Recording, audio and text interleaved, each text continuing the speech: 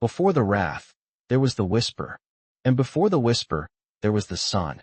It was a sun that knew Lin's son intimately, a golden painter that rose each morning behind the jagged spine of the Dragon's Tooth Mountains and spilled its light into the valley, first touching the mist-shrouded peak of the communal temple, then bleeding down to gild the emerald squares of the young rice paddies.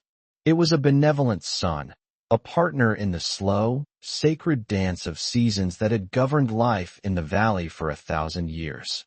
On such days, the Songmi, the mother river, was not a monster but a mirror, a placid ribbon of jade reflecting the boundless blue of the sky. Its voice was a gentle murmur, a constant, soothing presence that was the background music to every birth, every festival, every quiet death. It was the valley's lifeblood, its pulsing artery, and the people of Lin's son loved it with the comfortable, unquestioning reverence a child has for its mother. This love was a tangible thing.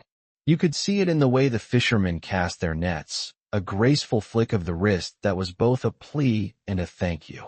You could hear it in the laughter of children splashing in the shallows, their small, brown bodies slick and shining in the heat. You could smell it in the offerings of incense and frangipani that drifted from the small household altars, a fragrant tribute sent downriver on the slow, patient current. The river gave, and the village thrived. It offered up silver-bellied carp, nourished the soil of their fields with its rich silt, and carried their bamboo rafts laden with pottery and woven silks to the bustling markets downstream. It was a covenant, ancient and unspoken. We honor you, and you sustain us. But some, the very old, remembered that the covenant had clauses written in invisible ink. They remembered stories from their grandmothers, tales of a time when the mother river was not so placid, when her heart had been filled with a sorrow so great it had overflowed and scoured the valley clean. Elder Min, the keeper of these stories, would sometimes sit under the shade of the great banyan tree, his voice a dry rustle of leaves as he spoke to the wide-eyed children. He did not speak of a monster, but of a goddess in grief. The Songmi has a long memory, he would say, his gaze distant, fixed on the shimmering water. She remembers every kindness and every cruelty. She feels the pain of the trees that are cut without thanks, the sorrow of the fish that are pulled from her embrace. When her heart grows too heavy, she must weep, and her tears can unmake the world. The children would shiver, even in the sweltering heat. But then Kin would stride by, his shoulders as broad as a buffalo's yoke, a coil of thick rope slung over one arm. He would hear the elder's words, and a wry, dismissive smile would touch his lips. "The river is water, elder," he would call out, his voice a deep, practical rumble that seemed to shake the myth from the air. "It rises when the rains are heavy in the mountains. It falls when the sun is strong. It is not a heart, it is a current. We honor it with strong levees and deep foundations, not with stories." He would clap a hand on the banyan's trunk, a solid, percussive sound. "This is real. Earth, wood, stone. These are the things that keep us safe." And the children, caught between the two poles of their world, the mystical and the material, would watch Kin go, his physical power a certainty they could see and touch, and they would feel safe again. And found herself perpetually suspended between these two truths. She believed in both. Standing on the veranda of her family's stilt house, she saw the logic in Kin's calloused hands and the deep wisdom in Elder Min's faraway eyes. She helped her mother mend the fishing nets, a practical task, but she always whispered a prayer to the river spirits as she worked. She taught her brother by the names of the birds, a lesson in the tangible world, but also told him Min's stories of how the mischievous mountain spirits would sometimes mimic their calls. Her world was one of balance, a careful path walked between the fortress of faith and the fortress of works. Lately, however, the balance had felt precarious. The whispers had started, not from elder men, but from the river itself. The water, for all its surface placidity, had developed a strange, sluggish undertow, a subtle resistance against the paddle of a boat. The silver-bellied carp, usually plentiful, had grown scarce, retreating to the deepest, darkest parts of the riverbed, and had seen it herself. Flocks of kingfishers, their sapphire wings usually a common sight, now sat silent and watchful in the high branches, their heads cocked as if listening to a sound no human ear could perceive. Ba Hien, the oldest woman in the village, whose memory was a library of seasons, declared that the river's breath had changed. It smells of deep earth and old sorrows, she'd rasped, sniffing the air one evening. The mother is troubled in her sleep. Hien had dismissed it as the usual superstitious chatter that preceded the monsoon season. The air grows heavy, the pressure changes, the animals sense it. It is nature, nothing more. He had organized the men, reinforcing the earthen levee near the south bend, the village's traditional weak point. They worked under the hot sun, their sweat darkening the rich soil, the rhythmic thud of their shovels and mallets a defiant drumbeat against the creeping anxiety. Their work was a prayer made of sweat and toil. Yet, on the last day of the sun, something happened that even Kin could not explain away, and was washing clothes at the river's edge, rhythmically beating the fabric against a smooth, worn stone. Bao was a few meters away, trying to catch the tiny, translucent shrimp that darted in the shallows. Suddenly, the gentle murmur of the river ceased.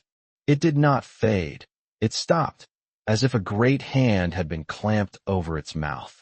The air became utterly, unnervingly still. The cicadas in the trees fell silent. For a span of 10 heartbeats, the world held its breath. The water at N's feet, usually a swirl of gentle eddies, became as smooth and motionless as black glass.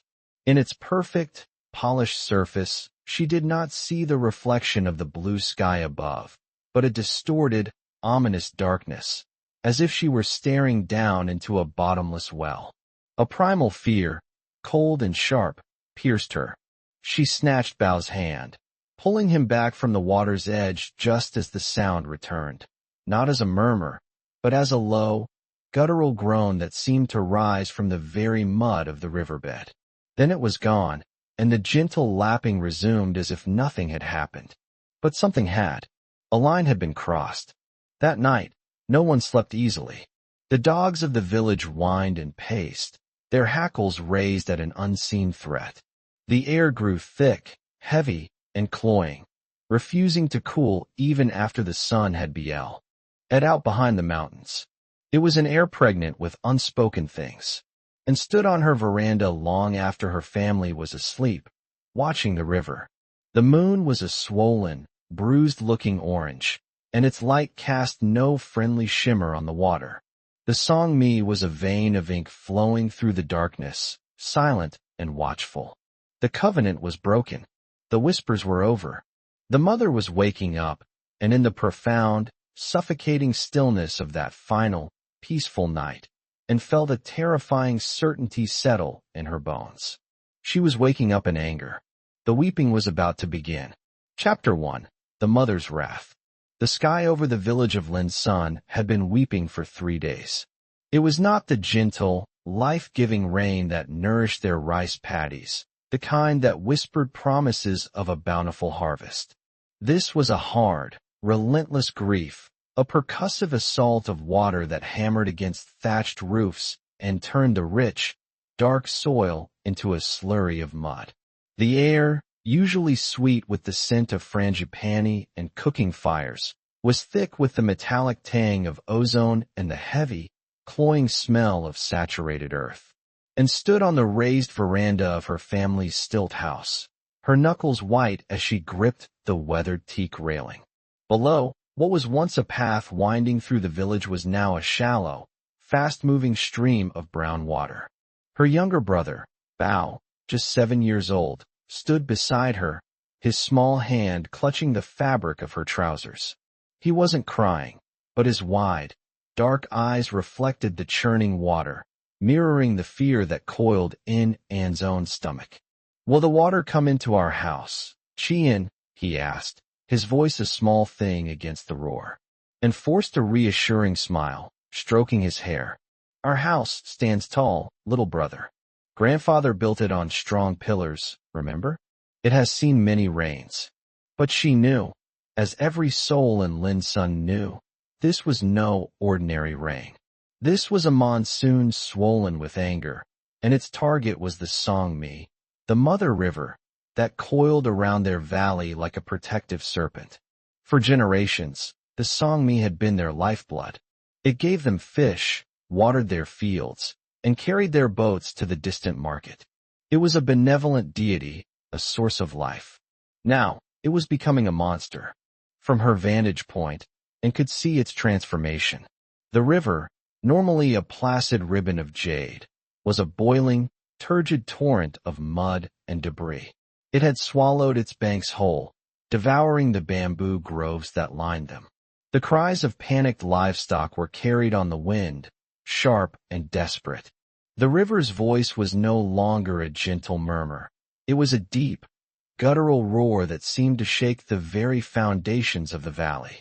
Further down, near the weakest point of the village's earthen levee, a small army of men and women worked with a feverish intensity. They were ants against a titan, their colorful shirts soaked to a dark monochrome, their movements frantic. At their head was Kien, a man as solid and unyielding as the ancient banyan tree in the village square. His shouts cut through the storm's clamor. More sacks. Faster. Reinforce the west wall. The current is eating at it. Kien was a man of action, a man whose faith lay in the strength of his own back and the calluses on his hands. He trusted in dikes, not deities, and watched as he heaved a sandbag twice the size of any other, his muscles cording under his wet skin, his face a mask of grim determination. He was fighting the water with earth, meeting its liquid fury with solid toil. For a moment, watching him, a flicker of hope ignited within her. They were strong. They were united. But then, with a sickening groan, a section of the levee a dozen meters from where Kien worked dissolved. It did not break so much as melt, surrendering to the insatiable water. A collective gasp, almost unheard in the din, swept through the workers. The river surged through the gap, a hungry tongue tasting its first piece of the village. It swirled around the base of the nearest homes, greedily claiming vegetable patches and chicken coops. Despair, cold and sharp, pierced In's heart. She pulled Bao closer, shielding his eyes from the sight of their neighbors scrambling back from the breach, their efforts rendered futile in an instant. The water was too strong, too vast. The work of their hands was not enough. It was then that she saw him.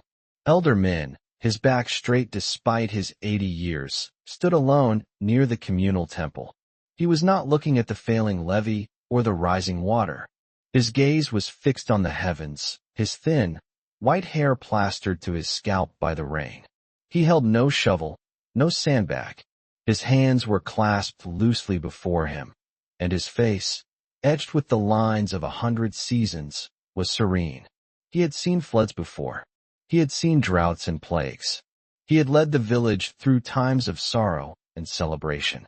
He was the keeper of their stories, the anchor of their faith. While Kien fought the water, Elder Min was watching the soul of his village.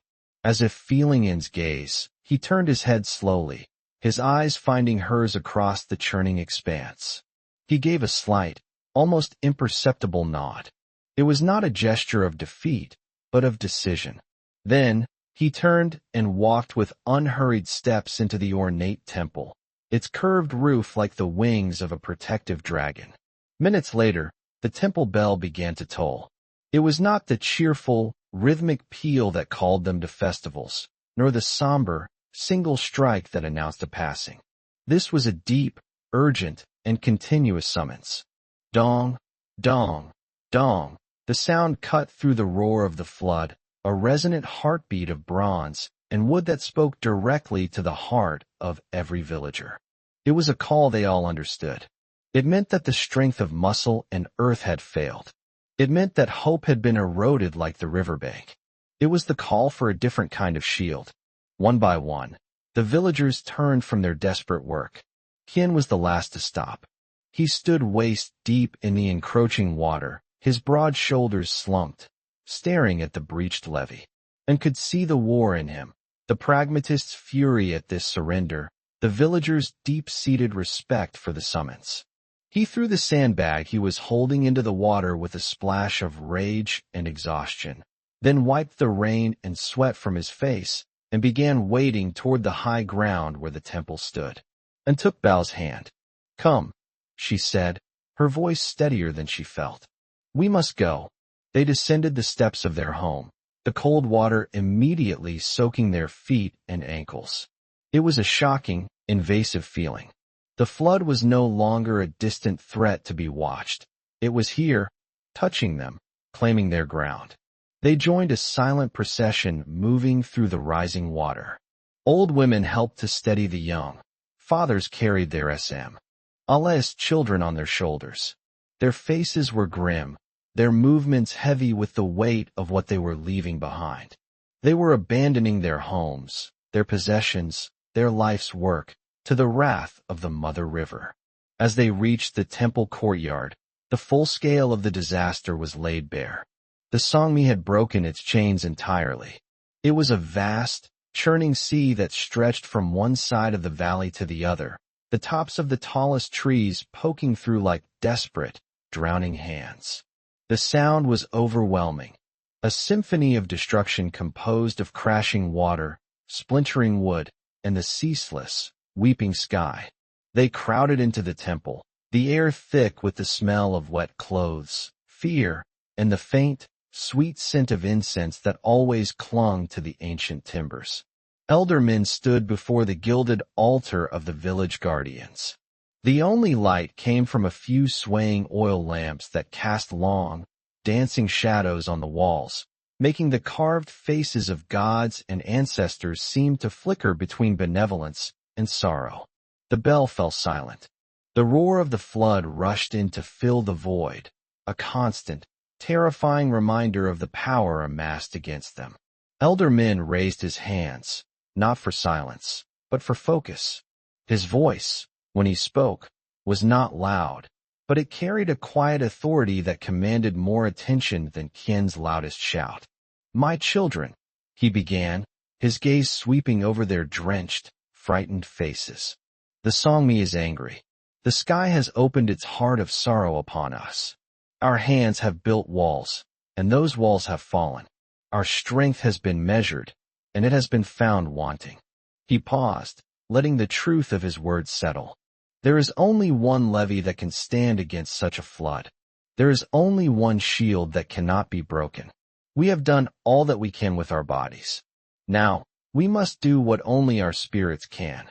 He knelt on the hard wooden floor, his old knees cracking in the silence. He bowed his head. "We will pray," he said, his voice resonating with a certainty that seemed to defy the chaos outside. "We will pray together. We will offer our unified heart as a fortress. Let our faith be the mountain that turns the tide." One by one, then in a great, collective sigh of surrender and hope, the people of Lin Sun knelt, pulling a shivering Bao tightly against her side. Beside her, she saw Qian, the man of action, slowly, reluctantly, lower himself to his knees, his head bowed, his powerful hands clasped in a gesture of supplication he so rarely used. Outside, the floodwaters clawed at the temple steps, and the world dissolved into a maelstrom of wind and water. Inside, a fragile, desperate quiet fell, a silence held in the heart of the storm, as a village turned its face from the disaster and toward the divine. Their final stand would not be made of earth and stone, but of faith and whispers. Chapter 2. The Fortress of Whispers. The air inside the temple was a tapestry of quiet desperation. It was woven from the scent of old cypress wood, the cloying sweetness of dying incense, and the damp, earthy smell of 100 soaked villagers. The only sound, for a time, was the frantic symphony of the storm outside and the collective, shallow breathing of a people on their knees.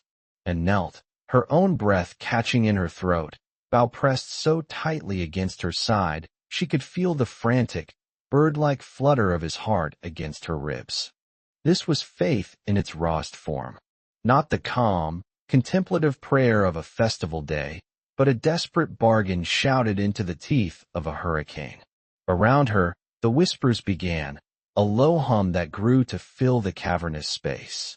Each prayer was a unique thread in their shared fortress. An elderly woman to her left, Ba Hien, whose hands were gnarled like the roots of a mangrove tree, chanted a Buddhist sutra, her voice a reedy, trembling thing, the ancient Pali words worn smooth with a lifetime of repetition. A few rows ahead, a farmer, his face the color of the lost earth, mumbled a different kind of prayer, a direct appeal to the land's spirits and ancestors, his words thick with the practical grief of a man who saw his entire livelihood submerged. He wasn't asking for salvation. He was pleading for a single buffalo, for the seed rice he had stored, for the graves of his parents to remain undisturbed. And closed her eyes, trying to find her own words, but her mind was a battlefield. One part of her, the part that had listened to elder men's stories since she was a child, yearned to believe. It wanted to pour her fear into a vessel of faith and trust that some guardian, some deity, would hear them. But another, more cynical part, a part that sounded suspiciously like Qian, screamed that this was madness. They were kneeling, whispering, while the physical world, a world of water and pressure and breaking wood, was actively trying to kill them. She glanced at Qian. He was kneeling, as promised, but he was a statue of resistance. His massive shoulders were rigid, his back a straight, unyielding line. His eyes were open, fixed on the great, carved doors of the temple, as if he could hold them shut with the force of his glare alone. He was not praying. He was watching his enemy, waiting for it to make the next move. He was a warrior in a house of peace, his faith still placed entirely in the tangible. Asterisk dong. GGRROIN. Crack. Asterisk. The sound was not from the sky. It came from the front of the temple. It was the tortured cry of ancient wood under immense, unyielding pressure. A collective tremor of fear went through the crowd. Every head snapped toward the entrance. The great iron-banded doors, which had stood for 200 years, were visibly bowing inward. The roar of the song me was no longer a sound from outside. It was at their threshold, snarling to be let in.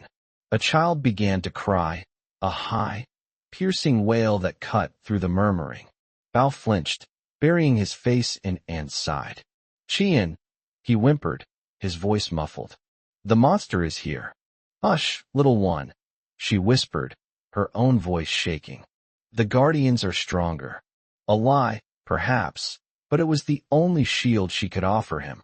Another shuddering groan from the doors, and then a sharp, splintering sound. Near the bottom, a dark line appeared.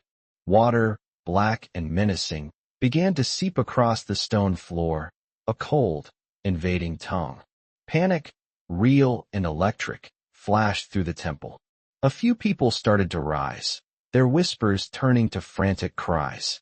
Their fortress of faith was being breached. The real world had come crashing in. This was the moment Qian had been waiting for, and saw his muscles tense, his body coiling to spring into action. His pragmatism had been vindicated. He would get up, shout for others, try to barricade the doors with benches, anything. It was what he was made to do. But before he could move, Elder Min's voice rose above the berg, eoning chaos. It was no longer the quiet, authoritative tone of a teacher. It was a powerful, resonant chant, the voice of a man speaking not to his people, but for them. "Oh, Mother River, soul of our valley," he boomed, his frail body seeming to draw power from the very storm itself. He rose to his feet, his arms outstretched not in surrender, but in greeting. "You who have fed us, you who have nurtured us, why does your heart overflow with such sorrow? We are your children. We have not forgotten you."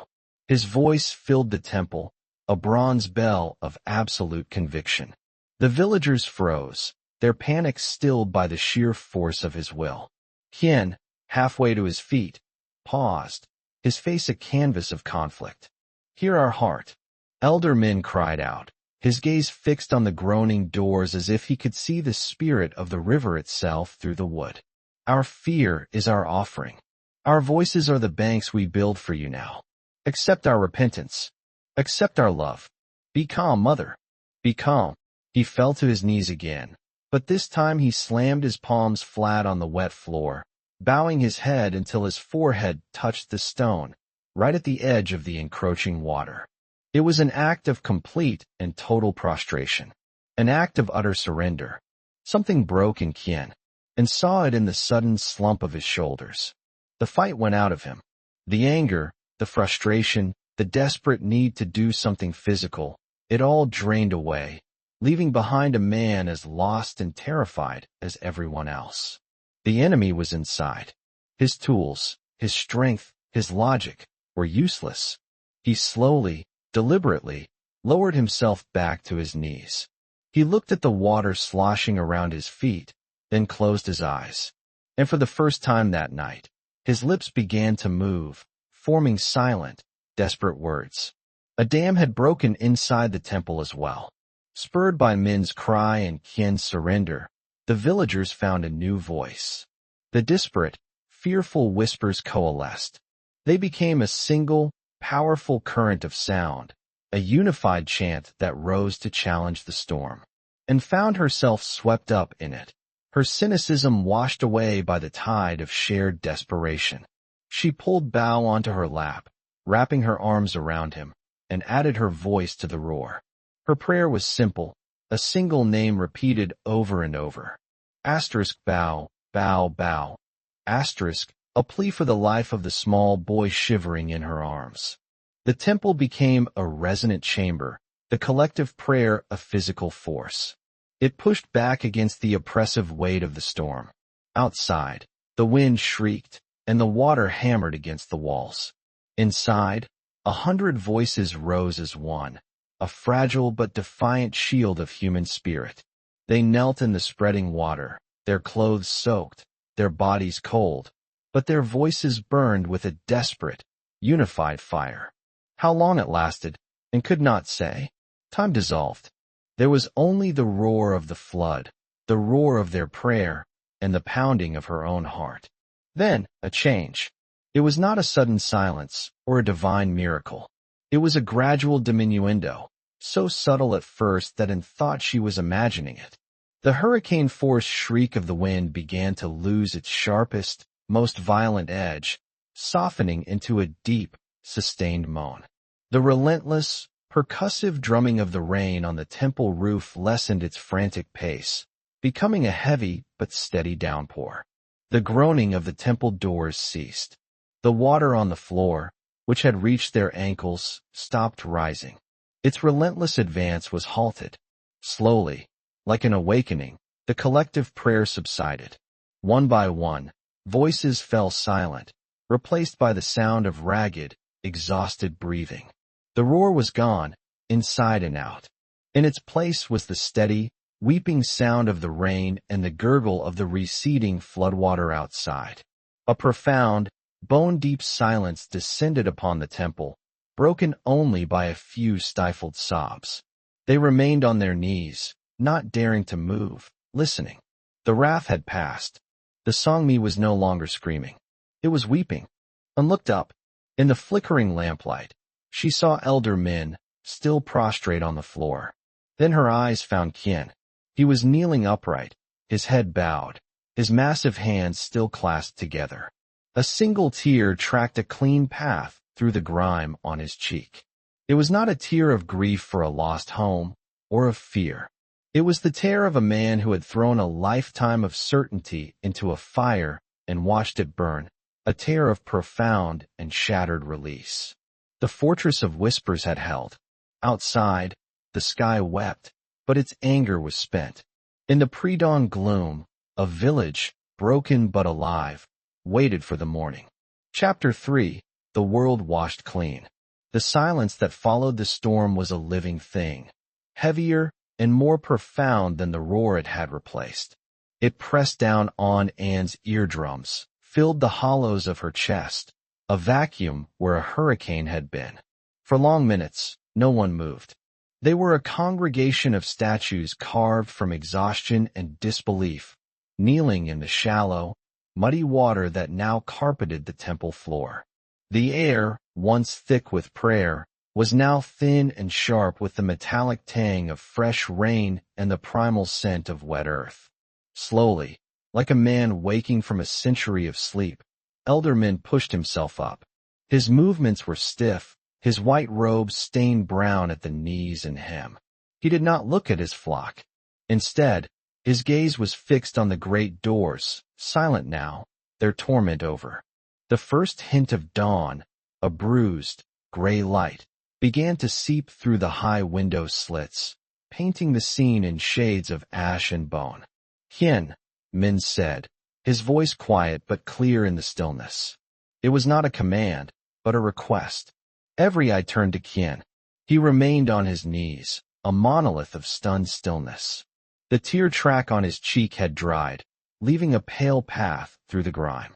He lifted his head, his eyes unfocused, as if he were still looking inward at the ruins of his own certainty. He blinked, the elder's voice pulling him back to the physical world. He looked at Min, then at the doors, and a shudder passed through his massive frame. He rose, his joints popping in the quiet. His usual powerful grace was gone, replaced by a slow, heavy deliberation. He walked to the entrance, his bare feet sloshing through the water. The thick wooden bar, which had strained against the flood, was still in place, and watched him place his hands on it. These were the same hands she had seen lift entire sacks of rice, the same hands that could mend any tool and set any broken bone. But now, they trembled slightly as they gripped the wood. He was not a warrior conquering a gate. He was a survivor unsealing a tomb. With a deep groan of waterlogged timber, he lifted the bar and set it aside. He pressed his shoulder against one of the doors. It swung inward sluggishly, resisting, as if reluctant to reveal the devastation behind it. A collective gasp went through the temple. It was the sound of 100 hearts breaking at once. The world was gone. Where their village had stood, the neat rows of houses on stilts, the carefully tended vegetable patches, the winding path to the riverbank. There was now only a vast, churning expanse of brown water. The Songmi had swelled beyond all recognition, swallowing its banks and claiming the entire valley as its bed. The world had been redrawn in water and mud. Here and there, the sharp, broken angle of a roof peak pierced the surface like a gravestone.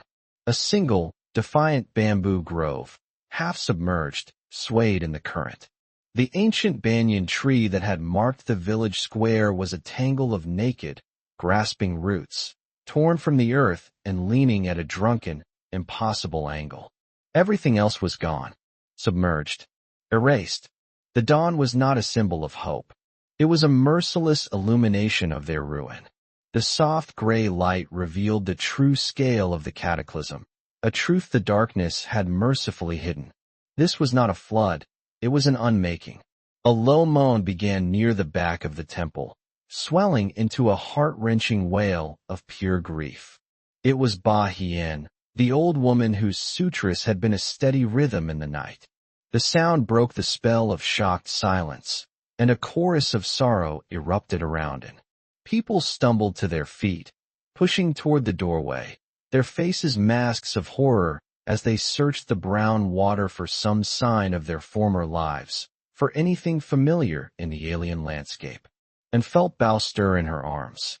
He pushed himself up, rubbing his eyes, and looked out over her shoulder. He made no sound. His small face, usually so expressive, was blank with a shock too deep for tears. He simply stared, his child's mind struggling to comprehend the absolute nullification of his world. Anne's own grief was a tight, cold knot in her stomach, but the protective instinct was stronger. She hugged Bao closer, turning him away from the doorway. "It's okay," she whispered, the words hollow and false even to her own ears. We are safe. She looked for Qian. He stood just outside the temple doors, ankle deep in the receding water, his back to them. He was not looking at the drowned village. His head was tilted back, his eyes on the sky. The clouds were breaking, revealing a high, pale ceiling of washed-out gray. The rain had softened to a fine, weeping mist. He seemed to be listening, not to the sounds of grief behind him, but to the exhausted sighs of the sky itself. He had fought a force of nature and lost, then surrendered to a force of faith and won, and could not begin to imagine the war that must be raging inside him. Elder Min moved through the distraught crowd, his presence a small, steady anchor in the swirling tide of despair. He placed a hand on a weeping man's shoulder, murmured a quiet word to a woman who was clawing at her own face in anguish. When he reached the doorway, he stood beside Qian for a moment, looking out at the wreckage. The mother gives, Min said, his voice carrying over the sobs. And the mother takes. She has scoured the valley. She has washed the slate clean. A farmer, the one who had prayed for his buffalo, turned on him, his face contorted with rage and loss. Clean? She has drowned us, old man. We have nothing. We have our lives, Min replied, his gaze unwavering. We have each other. Our roots are not in the mud, but in this temple. In our spirit. The house is gone. The family remains. He stepped out onto the temple's stone porch, raising his voice so all could hear. Look, the water recedes.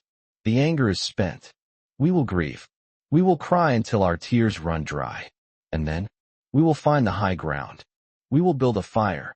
We will count our family, and we will begin again. This is the test our ancestors faced, and it is the test we face now. We will not fail it. His words did not stop the tears, but they gave them shape, a container. He had given their suffering a purpose, transforming it from a meaningless catastrophe into a spiritual trial. And watch Qian. He lowered his head from the sky and slowly looked down at his own hands. He opened and closed them, as if they were foreign objects he no longer understood. These hands, which had always been his answer to every problem, were useless against this. He could not fight a flood. He could not punch the water into submission. He could not rebuild an entire village overnight. His physical power, the core of his identity, had been rendered meaningless, first by the storm, and now by its aftermath, and left Bao in the care of Ba Hien, who clutched the boy to her, as if he were a holy relic, and walked over to Qian. She stopped beside him, feeling the fine, cool mist on her face. For a long time, they stood in silence, two sentinels guarding a graveyard of memories. I was wrong, he said finally, his voice a low rumble, so quiet she barely heard it. He was still looking at his hands. To fight, it was like a child hitting a mountain. Useless. You were trying to protect us, and said, it is what you do. He finally turned to look at her. The raw conflict in his eyes startled her. The man who had faced the storm with defiant rage was gone. In his place was someone lost, unmoored. But it was not what saved us, was it? He asked. It wasn't a question for her, but for the universe. It was the whispering, and had no answer.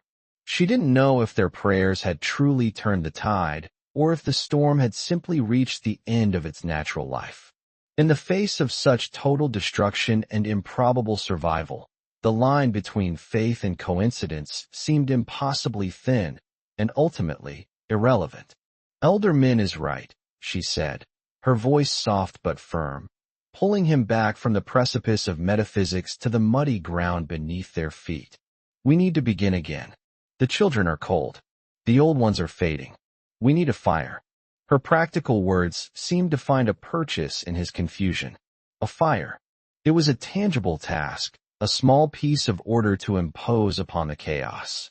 It was something his hands could do. He nodded slowly, his gaze clearing. The warrior was not gone, she realized, but he was being reshaped. He looked out at the drowned world, and for the first time, and saw not despair in his eyes, but a flicker of his old resolve, tempered now with a new, humbling gravity. Yes, Hien said, his voice gaining a fraction of its former strength. A fire. Chapter 4, The First Spark. A fire. The words, spoken into the vast, wet silence, were not a suggestion but a cornerstone. Hien turned his back on the drowned world, his movement a conscious act of will, a severing.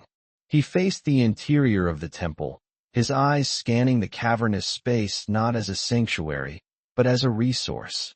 The grief-stricken villagers, huddled in miserable clumps, became obstacles. The sacred objects, revered for generations, became potential tools. The world had been unmade. Indeed now, he had to become an unmaker to build it anew. His gaze fell upon the rows of polished teakwood prayer benches, their dark wood gleaming with a film of silty water. They were heavy, solid, and, most importantly, made of wood. And saw the thought form in his eyes before he moved, a flicker of sacrilegious practicality. For a moment, the old Qian, the man bound by tradition and respect, wrestled with the new one forged in the storm. His jaw tightened. He looked toward elder men. The old monk's eyes were already on him. There was no shock or condemnation in his gaze, only a deep, weary understanding. He knew what Qian was about to ask, and he knew what the answer must be. The temple is a vessel, Qian, Min said, his voice quiet but carrying through the hall. He walked slowly to the central dais, his wet robes slapping against his thin legs. It holds the spirit of our community. But the vessel is not the spirit itself. The spirit is here. He swept a frail hand out, indicating the shivering, weeping people. It is in our breath, in our hearts. If the vessel must be broken to keep the spirit warm, then let it be broken. He looked directly at Qian, his eyes like ancient embers. Do what you must. The permission was an absolution. A heavy weight seemed to lift from Qian's shoulders. He gave a single, sharp nod and strode toward a small storage alcove near the back of the temple. The villagers watched him, their sobs quieting into sniffles and murmurs. He returned moments later with a woodsman's axe, its head honed to a wicked edge. The sight of the tool inside the hallowed walls was jarring, a violation of the peace they had all sought there. Qian approached the nearest bench. He ran a hand over its smooth, worn surface, a silent apology to the generations of ancestors who had sat upon it. Then he raised the axe. The first blow was a deafening crack that echoed like a gunshot. Splinters flew. Several people flinched as if struck themselves. The second blow bit deeper, and with a third, a heavy leg of the bench sheared off with a groan of tortured wood. It was an act of brutal creation. He worked methodically, dismantling the bench piece by piece. After a moment of stunned silence, two other young men, their faces grim, went to find other tools. Soon, the rhythmic, destructive percussion of their work filled the temple. It was a terrible sound, the sound of their heritage being broken down for fuel, but it was also a sound of purpose. It was the first sound of survival. And drew bow away from Ba Hien, who was now helping a few other women tear strips from the sodden altar cloths, wringing them out to serve as bandages or bindings. Come, and whispered to her son. We must help. She led him to the high altar dais, the driest place in the temple.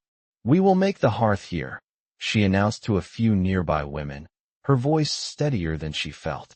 Gather the flattest stones you can find from the courtyard. We need to lift the fire off the damp floor. The simple command worked like a key in a lock. It gave people a task, a small, achievable goal that stood in defiance of the overwhelming devastation outside. Soon, a small group was sloshing through the water to the temple entrance, gathering stones from the porch and the submerged pathways. They formed a chain, passing the cold, wet stones from hand to hand until they reached the dais, wherein and a few others arranged them into a wide, flat circle. It was a fragile foundation, but it was a start. Qian and the others had amassed a pile of splintered wood. He knelt, testing the pieces. The outer layers were soaked, but he used the axe to split the larger logs, revealing the drier heartwood within. He began shaving thin, feathery curls from the core, his powerful hands moving with surprising delicacy. He was building a nest of tinder, the heart of their future fire. The problem, and new, was the spark. Every flint, every piece of steel, was likely soaked and useless. She watched Qian's focused work, his brow furrowed in concentration. The arrogance was gone, stripped away by the flood.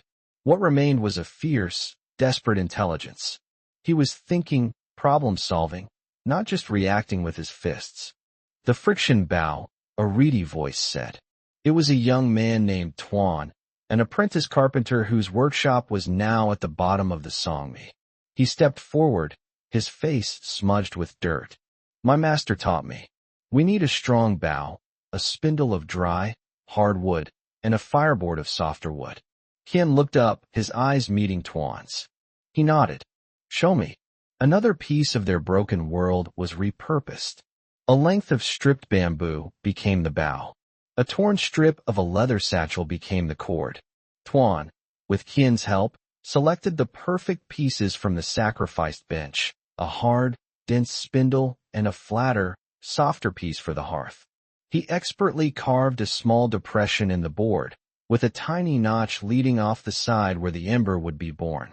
They placed the carefully prepared nest of wood shavings next to the notch. Ba Hien shuffled forward, holding out a small, discolored square of cotton cloth she had kept tucked deep within her inner robes, wrapped around a protective amulet. It was the only truly dry thing any of them possessed. She laid it reverently beside the wood shavings. The mother provides the breath, she rasped, her voice trembling. But man must provide the will. Qian took the bow. He looped the cord around the spindle, placed its tip into the depression, and held the top steady with a piece of stone. He began to saw the bow back and forth. At first, the rhythm was clumsy, the spindle wobbling. But then he found his pace.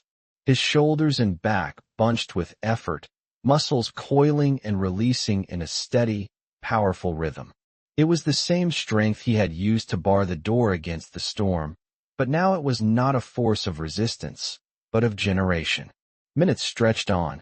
The only sounds were Qian's grunting breaths, the whirring of the spindle, and the collective, held breath of every soul in the temple. A thin wisp of smoke, smelling of scorched wood, curled up from the fireboard. It was a tantalizing ghost, a promise that died as soon as it appeared. Qian's movements became more frenzied, his face slick with sweat that mingled with the grime. The whirring sound rose in pitch, and felt Bao squeeze her hand, his small fingers digging into her palm. She could feel the hope and tension of the entire village concentrated on that single point of friction, on the straining muscles of one man. Suddenly, Qian grunted and collapsed back, the bow clattering to the stone floor. He was exhausted. The smoke dissipated. A collective sigh of disappointment rippled through the crowd. Let me, Tuan said, stepping forward. He was smaller than Qian, but his hands were sure. He took the bow and began, his movements less powerful but more efficient. Again, the smoke ca. Me, thicker this time. A faint red glow appeared in the depression, a tiny pinprick of light. Now, Tuan gasped. Ba Hien was already there. She fell to her ancient knees, her face inches from the board. She gently nudged the glowing coal onto the dry cotton cloth with a sliver of wood and cupped her hands around it. She blew, her breath a soft, steady, life-giving stream. It was the same breath that had chanted sutras through the storm, now focused on a single, precious ember. The cloth glowed, then blackened at the edges. A tiny, fragile tongue of orange flame, no bigger than a thumbnail, flickered into existence. A gasp, sharp and collective, swept the temple. It was a sound of pure wonder. The flame wavered, threatening to die. Ba Hien gently transferred it to the nest of wood shavings. The tiny flame licked at the feathery curls, hesitated, and then caught. It grew, feeding on the dry heartwood, climbing the small pyramid of splinters Qian had built. A crackle, then a pop. The fire was alive. Light bloomed on the dais, pushing back the oppressive gray dawn. It cast long, dancing shadows up the stone walls and threw a warm, golden glow on the stunned faces gathered around it. The light was a weapon against the despair. The warmth was a shield against the cold that had settled deep into their bones. People crept closer, extending their hands, their faces bathed in the flickering light. For the first time since the storm had broken, tears of relief, not grief, traced paths down grimy cheeks, and pulled Bao closer, turning him to face the warmth. The firelight danced in his wide, unblinking eyes, reflecting a small universe of newfound hope. She looked across the flames at Qian. He was sitting on the floor, his back against a pillar, the useless axe resting by his side. He was not looking at the fire he had willed into being. He was watching the people. He watched as a mother chafed her child's cold hands. He watched as two old men huddled together, their shoulders touching. He watched as Tuan, the carpenter's apprentice, quietly explained the mechanics of the friction bow to a group of wide-eyed boys. His physical strength had started the process, but it had not been enough. It had taken Tuan's knowledge, Ba Hian's faith, An's organization, and the silent, desperate will of them all. Qian was seeing, perhaps for the first time, the shape and strength of the village not as a collection of individuals he must protect, but as a living body, each part essential to the whole. This small fire on a stone altar was more than just a fire. It was the first council meeting. It was the new village square. It was the warm, beating heart of a community that had been washed down to nothing but its people. And Azan looked from the fire to Qian's thoughtful, exhausted face, and then past him to the great open doors that framed a terrifying vista of endless brown water. She knew their trial had only just begun. But they had survived the unmaking.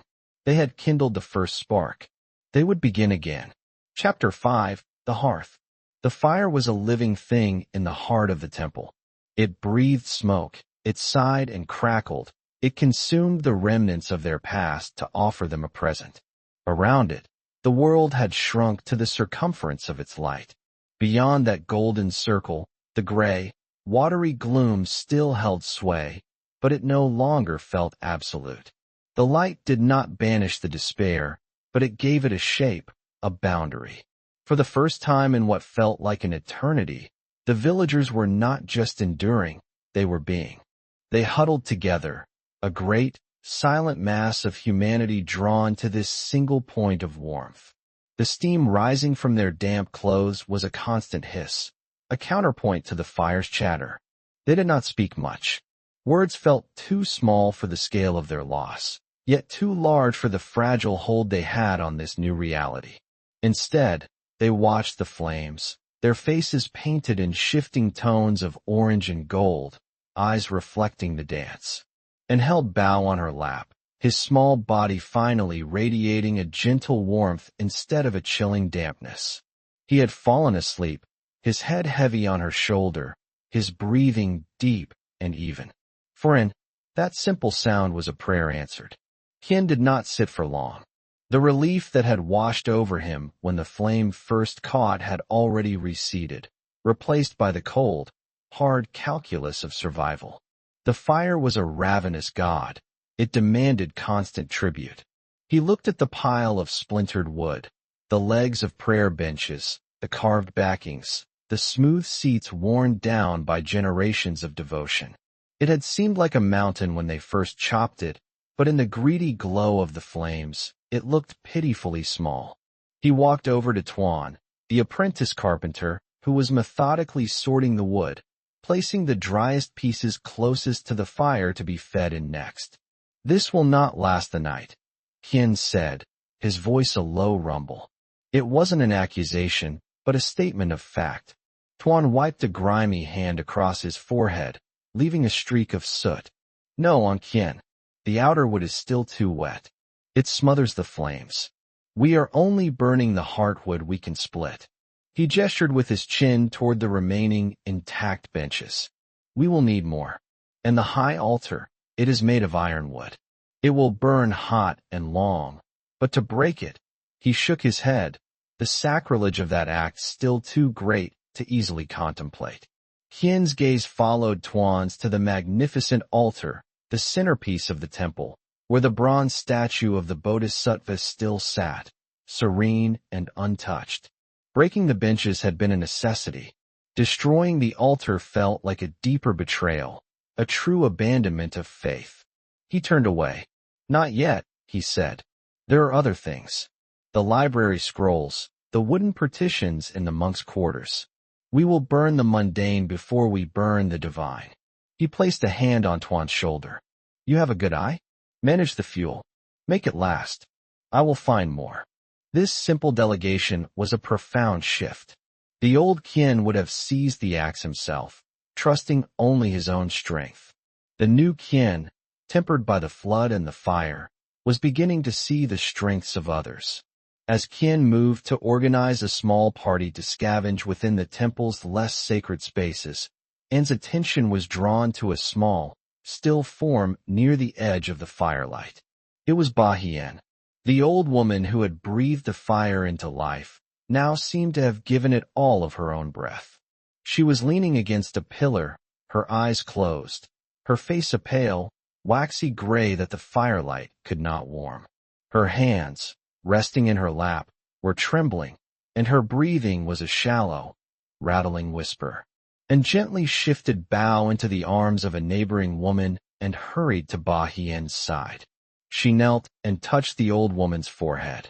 It was clammy and cold, yet her breath was hot and ragged. Bah! And wisp! Aired, her voice tight with concern. Bahian. The old woman's eyelids fluttered. The water, she rasped, her voice thin and reedy, like dry leaves skittering across stone. So cold in my bones. And saw it then. The hours spent submerged to her waist, the chilling shock, the immense physical and spiritual effort of the past day. It had taken a toll the ancient body could not pay. A fever was taking root, nurtured by exhaustion and the deep, penetrating cold. Elder men, seeing An's distress, came over. He looked down at his oldest friend, his face a mask of sorrowful resignation. He placed a hand on her shoulder, a gesture of profound and final tenderness. The candle that burns brightest, he began, his voice thick with unshed tears, but he could not finish. The spirit was strong, but the vessel was failing. The quiet drama drew a few onlookers. A murmur of fear rippled through the small crowd. They had won the fire, a victory against the elemental fury of the world. But now a new enemy was among them, an insidious one that crept into the body, a foe that warmth and light alone could not defeat. We need clean water, and said, her voice sharp with a sudden, fierce practicality. She looked at Qian, who had stopped his organizing to watch. And medicine, herbs, anything. Qian's jaw tightened. The Songmi, the mother river that had sustained them, was now a toxic soup of mud, filth, and death. To drink from it would be suicide. There is nothing, he said, the words tasting like ash. Everything is gone. No, An's voice was firm, cutting through his despair. Not everything. The rain that fell last, after the river crested. The water on the roof. It should be clean. Cleaner, anyway. It was a sliver of a hope, but it was enough.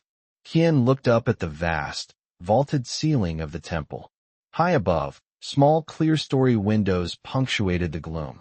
Above that lay the heavy, tiered tiles of the roof. It was a perilous climb, especially with the structure weakened by the storm, but it was a chance. And food. A man groaned from the crowd. What will we eat? The question hung in the smoky air, heavy and unanswerable. Their rice stores, their livestock, their gardens, all of it was under meters of brown water. The reality of their situation descended upon them again. The fire kept them warm, but it would not fill their bellies.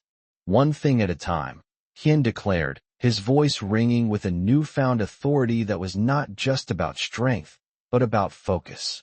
First, the roof. Water. and a view. We need to see what we are facing. He looked at Tuan. You're a carpenter. You know structures. Are the main beams sound enough to hold a man's weight?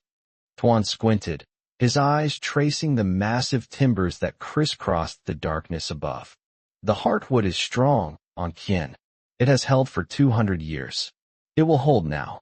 The danger is the tiles. They will be slick with silt. I'll go, Kien said. He turned and pointed to two other sturdy young men. You two with me. We will find a way up through the bell tower. And watch them go, a knot of anxiety tightening in her stomach. She returned to Ba Hien's side, chafing the old woman's cold hands, trying to rub some of her own life and warmth into them. The fire was their heart, but this old woman was their soul, the living memory of their village. If she died, something more than just a life would be lost. The journey to the bell tower was a surreal trek through their drowned world. The water inside the temple corridors was chest-deep in places, cold and opaque. Unseen things brushed against their legs. The ornate carvings on the walls, depicting serene moments of enlightenment, were coated in a foul-smelling slime. Kien, leading the way, used a long bamboo pole to probe the floor ahead, ensuring they did not step into a hole or trip on a submerged obstacle. The bell tower was at the rear of the temple, a square stone structure that rose above the main roof. The stairs inside were narrow and steep, but blessedly free of the floodwaters. They climbed, their wet footsteps echoing in the confined space. At the top, a heavy wooden hatch led out onto the roof. Pushing it open, Kien was met not by the roar of the storm, but by a vast and terrible silence. He hauled himself out, followed by the others. They stood on the steep, tiled roof of the bell tower, and for the first time, they saw the world that the flood had made. It was an ocean, a flat, brown, limitless ocean stretching to a horizon blurred by mist. Here and there, the very tops of the oldest trees in the village emerged from the water like the hands of drowning men. The roof of the village hall was a small, broken island. Everything else was gone. Their homes, their fields, their lives erased. The sheer, silent totality of the destruction was more soul-crushing than the storm's fury had ever been. One of the young men made a choked sound and turned away, unable to look. But Kien forced himself to see. He scanned the horizon, his eyes narrowed, searching for anything. Land. Another group of survivors. A boat. There was nothing. Just the endless water and the bruised, weeping purple of the sky. The water, Tuan said, his voice flat, pulling Kien from the horrifying vista. He pointed to the deep gullies of the temple roof, where rainwater had pooled, relatively clear and free of the river's sediment. It was a small victory in the face of an impossible defeat. They used their conical hats and a small bucket they had brought to laboriously collect the precious liquid. As they worked, Kien's gaze fell on the very peak of the temple's main gable. Jutting out from the ridge, miraculously unharmed, was the ancient banyan tree that grew entwined with the temple itself. And clinging to its upper branches, just visible, was a cluster of green coconuts. Food, water, hope. Without a word, Kien handed his hat full of water to Tuan. He moved to the edge of the bell tower roof and, with a death-defying leap, landed on the slippery, silt-covered tiles of the main roof. He half-crawled, half-slid his way toward the massive trunk of the banyan, his fingers and toes finding purchase in the gaps between the tiles. The other two men watched, their hearts in their throats. He reached the tree and began to climb, his powerful muscles straining. He moved like a creature born to the task, reaching the coconuts and twisting them free one by one, letting them drop to a lower, flatter section of the roof where they wouldn't roll away. He gathered 5 of them before climbing back down. They returned to the bell tower, their bucket full of water, their arms full of a future they hadn't had an hour ago. When they re-entered the main hall, their arrival was a momentous event. The sight of the water and the coconuts sent a wave of raw, vocal relief through the exhausted villagers. It was not a feast. It was a promise, A promise that the world, though unmade, was not entirely empty. A promise that action, however desperate, could still wrest life from the jaws of oblivion. And took a coconut and, with Kien's help to crack it, carefully poured the precious milk, drop by drop, between Ba Hien's pale lips. The old woman swallowed weakly. A flicker of something, recognition, life, danced in the depths of her clouded eyes before they closed again. It was enough. For now, it was everything. Chapter 6. The Weight of a Single Night. The hope was a fragile liquid, doled out in thimblefuls. The milk from the 5 coconuts, shared among the children and the most frail, was gone in moments. The white flesh, scraped out with a shard of pottery, was divided with the solemnity of a sacrament. Each person received a sliver so small, it was more a memory of food than a meal, a ghostly promise that melted on the tongue. But it was a promise nonetheless. For a brief, flickering hour, the raw, gnawing hunger in their bellies was soothed by the murmur of gratitude. This quiet grace was orchestrated by Kien, though he took no portion for himself. He moved with a heavy, deliberate calm, his large frame a pillar of certainty in the wavering firelight. He conferred with elder men, their heads bowed together. The old man's role was to identify the weakest. Kien's was to ensure the distribution was seen as just. It was a new and uneasy partnership, the village's past and its future learning a slow, clumsy dance. When the last translucent piece of coconut was gone, a different kind of silence fell. It was not the stunned silence of shock, but the heavier silence of waiting. The night, held at bay by the drama of the climb and the brief joy of the discovery, now closed in around them, vast and patient. Time, which had been a frantic torrent, slowed to a thick, cold ooze. It was measured in the logs Tuan fed to the fire, each one a sacrifice buying them another small pocket of warmth and light. Most of the villagers huddled together, trying to find sleep in the shared heat of their bodies. They curled on the cold stone floor, using bundles of damp cloth for pillows, their dreams haunted by the sound of water. A baby would cry out, a thin, sharp sound that pierced the gloom, and a mother's soft shushing would be the only reply. A man would cough, a deep, rattling sound from lungs filled with river damp, and the sound would echo in the vaulted darkness above, a reminder of the sickness that swam in the air between them. And did not sleep. She sat vigil by Ba Hien, a small, damp cloth in her hand.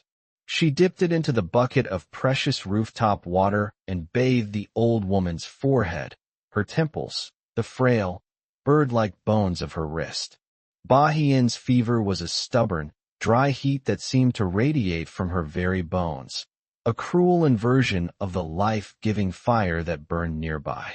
She drifted in and out of a shallow, restless consciousness, her lips moving to form words from another time, another world.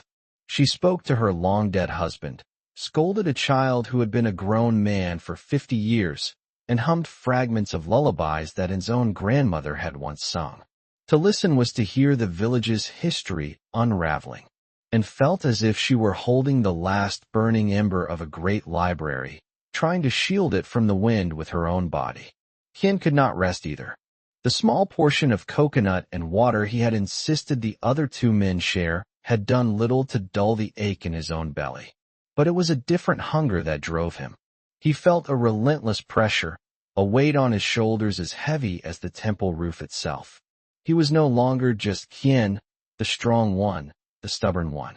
He was the man who had climbed the roof. He was the one they looked to when a child whimpered from hunger. The trust in their eyes was a heavier burden than any log he had ever carried. He made slow, silent circuits around the perimeter of their fire-lit sanctuary. He checked the woodpile, his mind calculating how many pieces remained, how many hours they represented. He peered into the black, silent water that filled the temple corridors, listening. The lapping of the waves against the inner walls was a constant, unnerving heartbeat. Once he heard a heavy, sodden thump against the main doors, and his entire body went rigid. He imagined a tree trunk, a piece of a neighbor's house, or something worse, the bloated carcass of a water buffalo, a grim messenger from the world they had lost. The sound did not come again, but it left a new layer of dread on the silence. He stopped nearing and the slumbering form of Bahien. He looked down at the old woman's face, a mask of gray parchment in the flickering light. He saw not just a dying elder, but a failing link, a breaking chain. "How is she?" he asked, his voice a low whisper, careful not to disturb the sleepers. "Her spirit is fighting," and replied, not looking up from her task of cooling the old woman's brow. "But the vessel is cracked. The fever drinks the water as fast as I can give it to her." Beside them, Elderman stirred. He had been sitting with his back against a pillar, his eyes closed, but he had not been asleep. He was a man accustomed to long nights of meditation, and this watch was a form of prayer in itself. "The Bodhisattva of mercy, Quan Am, is carved from a single block of ironwood," he said, his voice soft and raspy, yet carrying a strange clarity in the smoky air. The sudden, non-sequitorial statement made Qian turn. Min's eyes were open, fixed on the great altar that loomed at the edge of the darkness. The bronze statue upon it seemed to gather what little light there was, its serene smile untouched by their suffering. The monks who founded this temple 100 years after the last great flood believed that her compassion was as unyielding as the wood they chose. It endures fire. It endures water. It endures time. Qian understood. It was a warning, a plea. Do not burn the divine. Endurance requires fuel, elder, Qian said, his voice hard with pragmatism. Compassion will not keep that child from freezing. He nodded toward a young mother clutching her shivering toddler. Faith is its own kind of warmth. Qian, Min countered gently. Bahien taught us that. She did not bring forth the flame with flint and steel alone. She brought it forth with a belief so strong it bent the world to her will. To burn the altar is to admit that her belief, that our belief, is worth less than a few hours of heat. A profound and terrible stillness settled between the two men. They were the two poles of their new world, the spiritual and the material, faith and survival, the man who looked to the heavens and the man who looked to his hands. And, listening to them, felt a pang of despair. They were arguing over the soul of the village while its body was dying. "Stop," she whispered, her voice sharp with exhaustion and grief. "Her breath is growing shallow." Both men fell silent, their argument forgotten. They looked down at Bahien. The shallow rattle in her chest had changed, becoming softer, less frequent. Her trembling had ceased. A strange peace was settling over her features, smoothing the lines of pain, and frantically felt for a pulse at the old woman's neck. It was there, a faint, thready flutter, as delicate as a moth's wing. Too delicate. "She is leaving us," Elder Min murmured, his voice breaking. He reached out and took Bahien's limp hand, cradling it in his own. A collective awareness seemed to ripple through the sleeping forms around the fire. One by one, people began to stir and sit up, drawn from their sleep by the sheer gravity of the moment. They didn't know what was happening, but they felt the shift, the thinning of the air. The fire crackled, indifferent. The water lapped, patient. Qian watched, a knot of powerlessness tightening in his gut. He could climb a roof, he could break down a door, he could fight the river itself, but he could not fight this. This enemy was silent, internal, and it was winning. The sight of all his effort, the fire, the water, the food, failing to save this one old woman felt like a judgment. But Em was not ready to surrender. Her eyes darted around the temple, searching for something, anything. Her gaze fell on the offerings table before the great altar, a space they had instinctively left untouched. On it, among the brass bowls and incense burners coated in silt, was a small porcelain pot of medicinal balm, something the monks used for aches and fevers. It was sealed with wax. It might be unspoiled. Without a second thought, she stood and moved toward the altar, her steps echoing in the sudden, deep hush. She walked past the line Qian had drawn between the mundane and the divine, her small, determined figure approaching the sacred heart of the temple. She was not going to burn it. She was going to ask it for a miracle. Chapter 7. The Ironwood Heart. The silence in the temple was absolute, a perfect, hollow sphere that contained them all. Every eye followed An as she approached the great altar. Her bare feet made no sound on the silt-covered stone, but her movement was a shout in the stillness. The fire cast her shadow long and wavering behind her, a dark spirit stretching towards the serene, impassive face of the bronze Quan Am.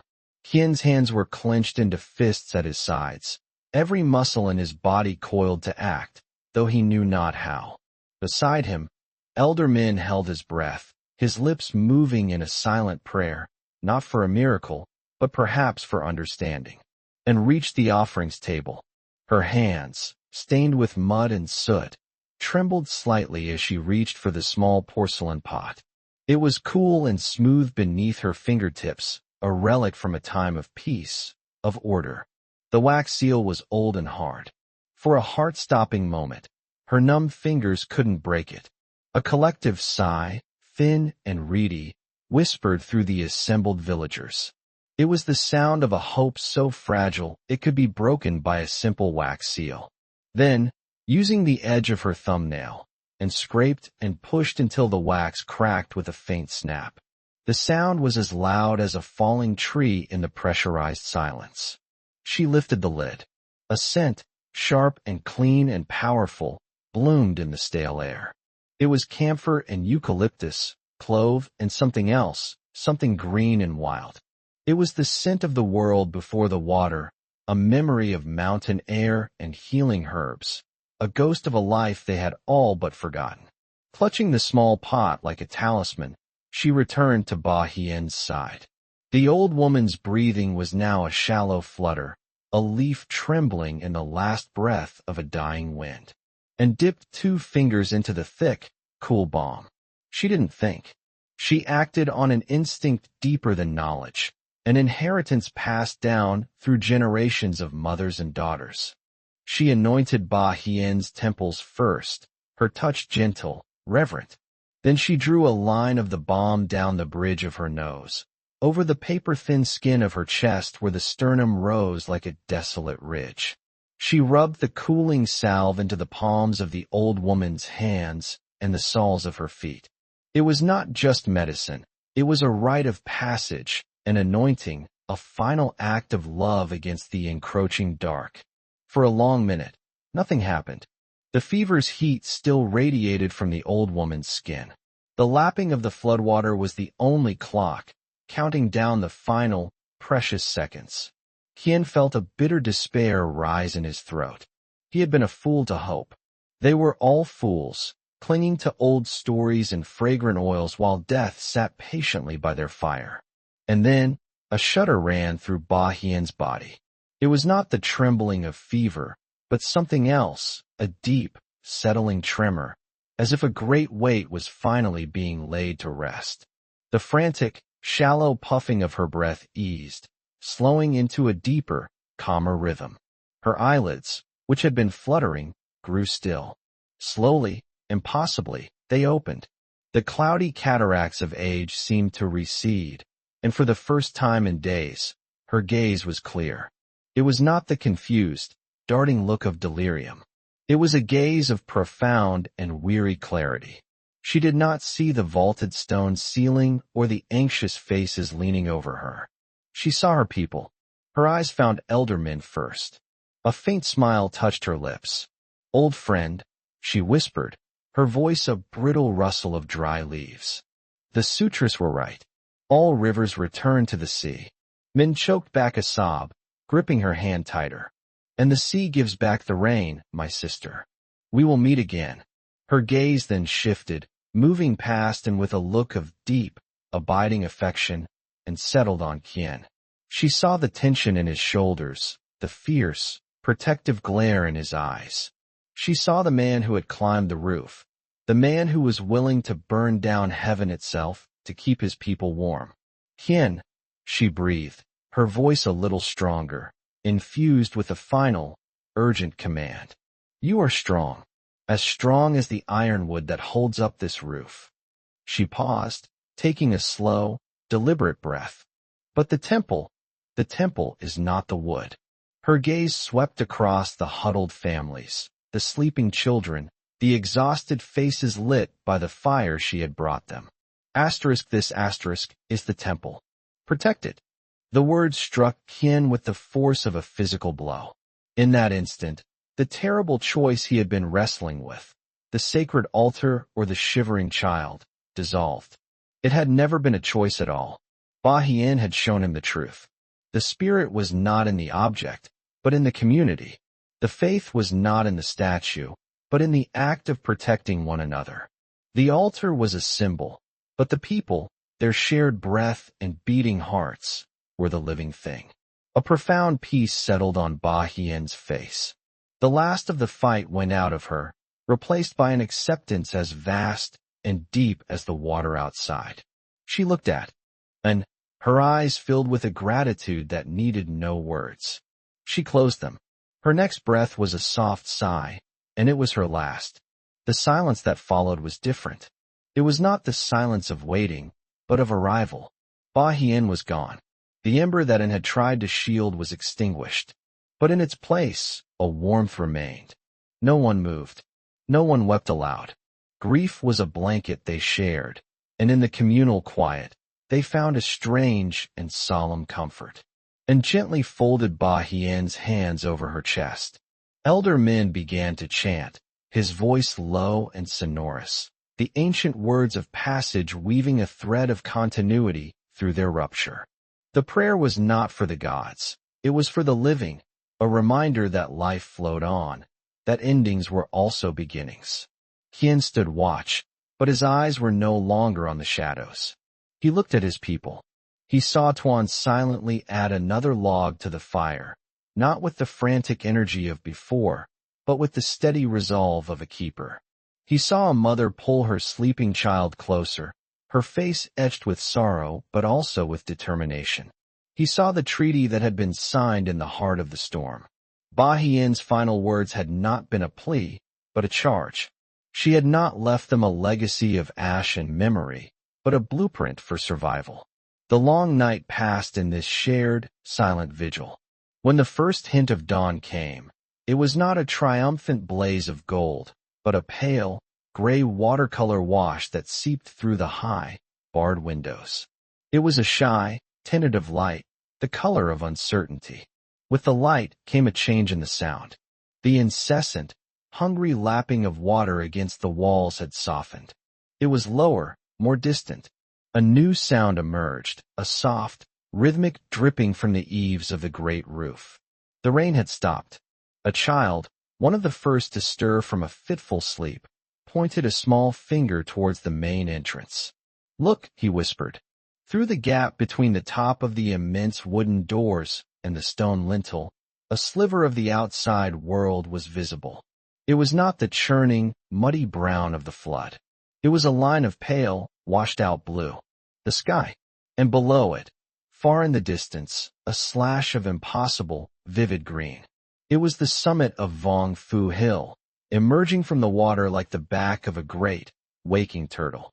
The flood was receding. A murmur rippled through the temple, a sound of pure, unadulterated relief that was too exhausted to be a cheer. It was the collective exhale they had been holding for days. Hien walked to the door and peered through the crack, his heart pounding a slow, heavy drum against his ribs. The world was still a ruin of water, but it was a world with a horizon again. A future. He turned back. His gaze met Elder Min's across the fire. The old man nodded slowly, a deep understanding passing between them. The clumsy dance was over. They stood on common ground now, forged in the heat of a single, terrible night, and was kneeling, wiping the face of the child who had first seen the sky. She looked up and saw Qian watching her. In her tired eyes, he saw not the fragility of a healer, but the unyielding strength of the ironwood heart Ba Hien had spoken of. They had lost their matriarch, their anchor to the past. But they had survived. The fire still burned. The temple stood. And in the quiet, gray light of the new day, surrounded by the living sanctuary of his people, Hien knew they would rebuild. Not just their homes, but their village, on a foundation of both pragmatic strength and unshakable faith. The vessel was cracked, but the spirit within it had endured. And so, with the first, tentative rays of a new dawn painting the drowned world in shades of gray and silver, we leave the people of Lin San. We leave them not at an end, but at a new and terrifying beginning. Their homes are gone, their fields are lost, their past has been washed away by the relentless sorrow of the Mother River. They have lost so much, and the weight of a single night has aged them all by a lifetime. But what they have found in the heart of the temple, in the sacred space illuminated by a single, defiant fire, is something that the floodwaters could never touch, something that mud and ruin cannot erase. They have found themselves. The story of Lin San is a testament to a miracle, but perhaps not the kind we always look for. There was no divine intervention that parted the waters, no booming voice from the heavens that commanded the storm to cease. The miracle was quieter, more profound, and infinitely more human. It was the miracle of a fortress built not of stone, but of whispers. It was the miracle of a community pushed to the absolute brink, discovering that their true foundation was not the earth beneath their feet, but the faith they held in each other. It was the miracle of Qian, the man of unshakable practicality, finding a strength greater than his own in the act of surrender. He learned that some walls must be built with prayer, and that true leadership is not just about having the strongest back, but about recognizing the unyielding spirit in the heart of another. The true miracle was born in the final, profound teaching of Ba Hien. "This is the temple," she whispered, and with those words, she redefined everything. The temple was no longer a building of wood and stone, a vessel to be protected. It was the people themselves, their shared breath, their collective hope, their interwoven lives. The altar was not a block of ironwood to be revered or burned. It was the sacred space they created between them, a hearth around which they could gather their broken pieces and find the warmth to go on. In losing everything, they discovered the only thing that had ever truly mattered. The house is gone. The family remains. This is the very essence of the stories we seek to share here at Prayer Miracles. We believe that faith is not a passive waiting, but an active force. It is the courage that allows us to climb a slippery roof in the dark. It is the wisdom to know when to fight and when to kneel. It is the compassion that anoints a dying friend with the last of the medicine. It is the unshakable belief that even in the deepest, coldest night, a single spark, kindled by collective will, can hold back the darkness and illuminate a path forward. The world is full of floods, storms, and silent, creeping despairs. But it is also full of ironwood hearts, of fortresses of whispers, and of people who, when faced with the unmaking of their world, find the grace and grit to begin again. From the deepest part of our hearts, we want to extend our profound gratitude to you for walking alongside the people of Lin San on this harrowing and ultimately hopeful journey. Thank you for listening, for feeling, and for holding your breath with them in the heart of the storm. It is through the shared experience of stories like these that we are reminded of our own capacity for resilience, our own deep-seated need for community, and the quiet power that resides within our own faith, whatever shape it may take. Your presence here, your willingness to bear witness to this struggle and this rebirth, is what gives these stories their true power. You are a part of this community, a part of this shared belief in the enduring strength of the human spirit. If this story of survival, faith, and the unbreakable bonds of community resonated with you, if you believe in the power of a unified heart to turn the tide, then we humbly invite you to become a permanent part of our family. Please, take a moment to subscribe to the Prayer Miracles channel. By clicking that button, you are not just signing up for notifications. You are adding your voice to our own fortress of whispers. You are helping us build a sanctuary where stories of hope, faith, and the incredible miracles of human endurance can be shared, cherished, and amplified out into a world that so desperately needs them. Turn on your notifications so you won't miss our next journey into the heart of what it means to believe. Share this story with someone you know who might be facing their own flood, someone who needs a reminder that they are not alone and that the dawn, however pale, will always come. Every subscription, every share, every comment helps to keep this fire burning, allowing us to bring more light into the darkness. Thank you again for being here. Until our next story, may you find the unshakable ironwood heart within yourself, and may you always remember that the truest temple is the one we build together. Be well, and may your prayers be heard.